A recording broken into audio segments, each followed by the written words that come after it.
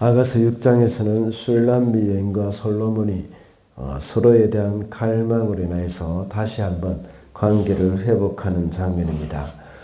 오늘 본문인 7장에서는 6장에 이어서 이제 춤을 추는 술람미 여인을 보면서 그 아름다운 모습을 칭송하고 있는 것입니다. 그리고 술람미 여인은 솔로몬과의 깊은 교제를 사모하며 노래를 하고 있습니다. 술람미 여인의 고백 중에 10절에 보면 나는 임의 것이라는 표현이 나옵니다. 이 구절을 개역개정에서는 나는 내 사랑하는 자에게 속하였구나 라고 말하고 있는 것입니다.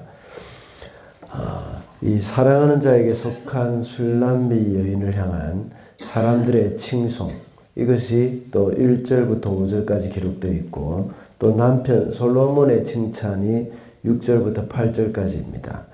그리고 사랑하는 솔로몬에 대한 술람미 여인의 고백이 9절부터 13절까지 기록이 되어 있습니다. 이와 같이 우리 성도들은 우리는 그리스도의 것입니다. 개역개정의 표현으로 하면 그리스도에게 속한 자들입니다. 이 속한 자, 이것은 더 그리스도 안에 머물러 있는 그러한 사람의 모습을 더 깊이 설명하고 있는 것이라고 볼 수 있습니다. 그리스도께 속한 자로서 우리 성도들이 어떤 존재인지 오늘 말씀을 통해서 살펴보도록 하겠습니다. 첫째로 그리스도께 속한 자는 맑고 깨끗한 영성을 지닙니다. 4절 말씀입니다. 너의 목은 상아로 만든 탑 같고 너의 눈은 바드라빔 성문 곁에 있는 헤스본 연못 같고 너의 코는 다마스쿠스 쪽을 살피는 레바논 망대 같구나. 방금 읽은 4절에서 사람들이 술람미 여인을 칭찬하는 말 중에 너의 눈은 바드라빔 성문 곁에 있는 헤스본 연못 같다 그런 말이 있습니다. 물이 귀한 팔레스타인 지역에는 이 연못이 그 지역에 물을 공급해주는 역할을 하는데 그 물이 아주 맑고 깨끗했다고 합니다. 사람들은 술람미 여인의 눈을 보면서 그 눈이 이 헤스본 연못과 같다고 말을 했습니다. 그만큼 그 눈이 맑고 깨끗했다는 것을 말해주고 있습니다. 또한 이면적으로 볼 때에 이 눈이 바로 술람미 여인의 그 영혼이 맑고 깨끗하다는 것을 말해주는 것이기도 합니다. 마태복음 6장 22절에 보면 눈은 곧 몸의 등불이라고 했습니다. 그리고 내면을 비추는 창이기도 하죠. 4절은 솔로몬이 말을 하는 것이 아닌 세상 사람들이 하는 말입니다. 이와 같이 주님께 속한 자는 세상 사람들이 볼 때에도 그 영혼이 깨끗하다는 것을 느낄 정도라고 볼 수 있습니다. 우리 성도들이 주님과 사귀어 살고 주님께 속했다는 것은 그만큼 영적으로 주님과 교통을 하고 있다는 것입니다. 주님께서는 산상보훈에서 마음이 청결한 자는 복이 있나니 저희가 하나님을 볼 것이라고 했습니다. 이렇게 주님과 순수하게 교통을 하는 사람들의 영은 바로 맑을 수밖에 없다는 것을 알 수가 있습니다. 그러므로 우리는 주님께 속한 자로서 그리스도께 속한 자로서 그리스도의 영이 우리 가운데 마음껏 역사하시도록 우리 스스로를 내어드려야 하는 겁니다.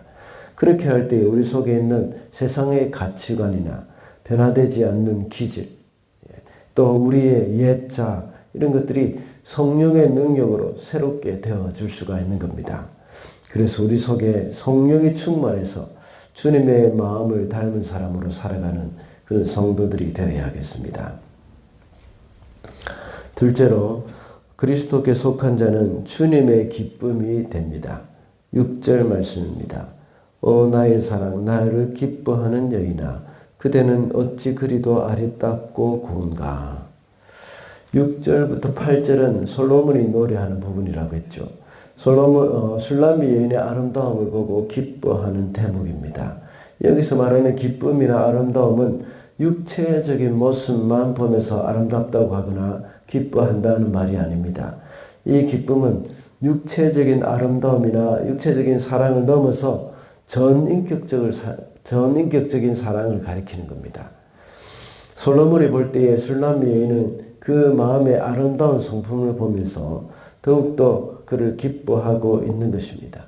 전에도 말씀을 드린 적이 있지만 술람 여인은 오라버니의 포도원을 돌아보면서 또 이렇게 돌보면서 햇빛에 그을린 그 피부를 가진 그 시골 처녀의 모습입니다.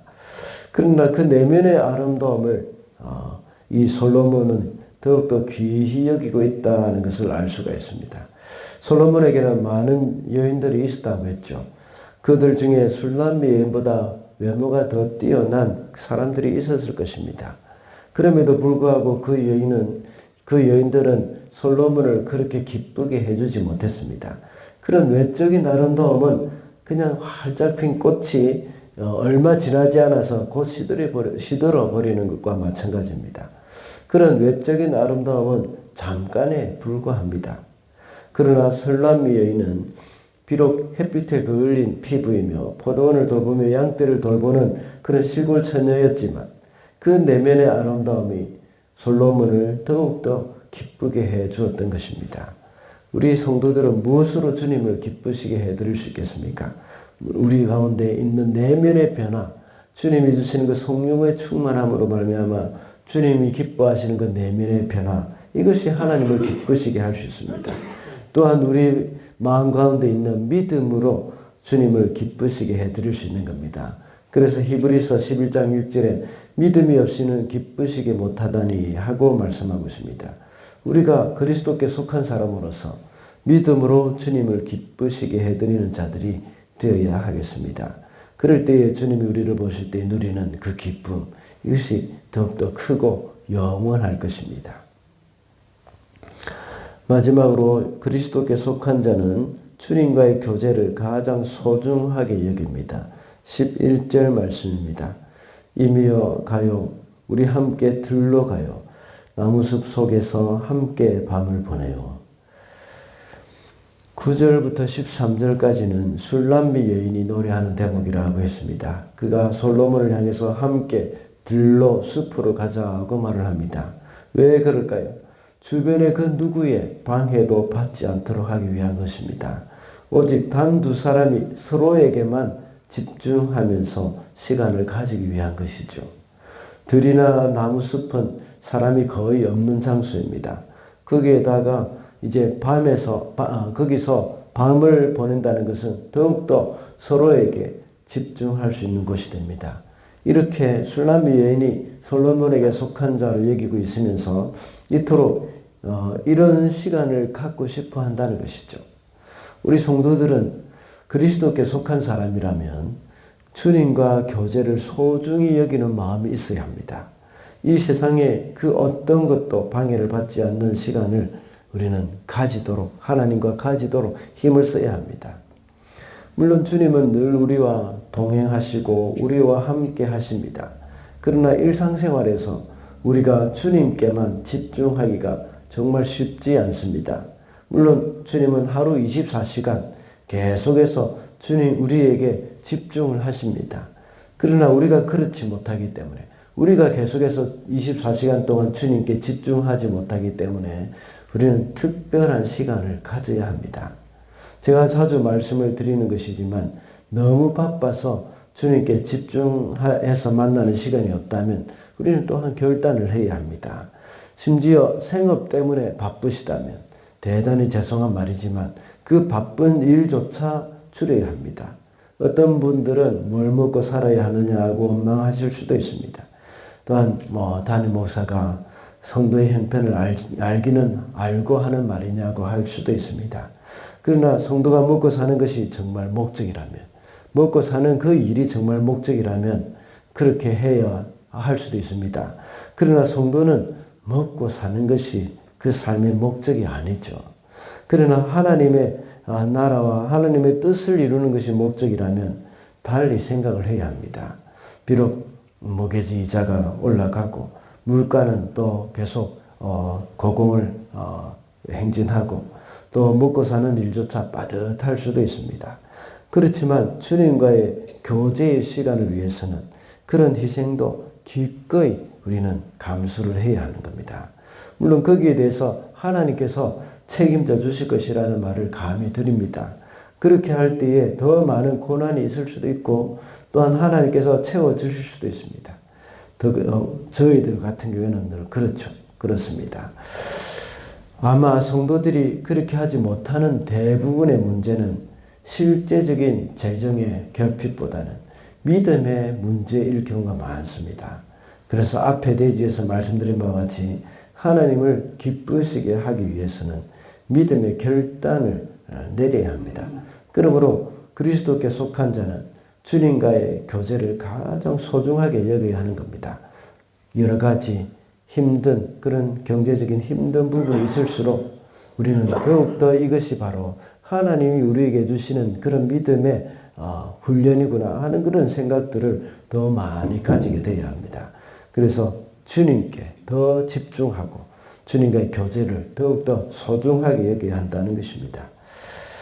말씀을 맺겠습니다. 오늘은 그리스도께 속한 자라는 제목으로 말씀을 살펴봤습니다. 그리스도께 속한 자는 맑고 깨끗한 영성을 지닌다고 했고 주님의 기쁨이 된다고 했습니다. 그리고 그리스도께 속한 자는 주님과의 교제를 소중히 여긴다고 했습니다. 오늘도 그리스도께 속한 자로서 하나님을 기쁘시게 하는 저와 여러분이 되시기를 바랍니다.